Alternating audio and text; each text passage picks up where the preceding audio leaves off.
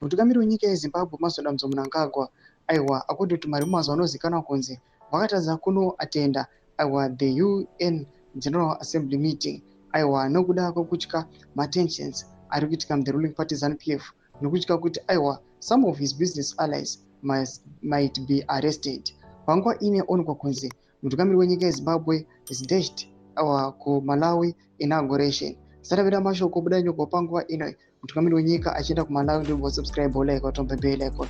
BBC inobudanyira ichiti checkpoint ED left the country to Malawi for the inauguration of the president-elect of the country, Peter Mutharika. Chiwenga will be the acting president until ED returns back from Malawi. Ndo mashoko aripo panguva ino kuchiona mutungamiri wenyika achienda kuMalawi kuno attenda the Malawian inauguration. Panguva ino kuchionekwa VP Constantino Chiwenga vanosara vari acting president.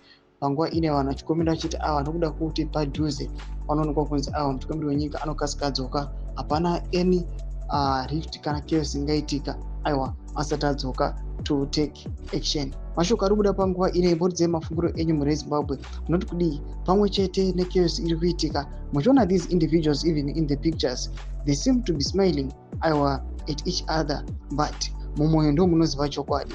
Even paunoonekwa vachimirira kwakapfeka matinted glasses zvinoratidza kuti these people vanenge vanotyanana havatotarisana muzviso, maziso avo haatotarisani. Muri Zimbabwe imbodzi mafunguro enyu moti kudii pamusoro pechitiko ichi. Pinda comment section medu kuti mafunguro enyu.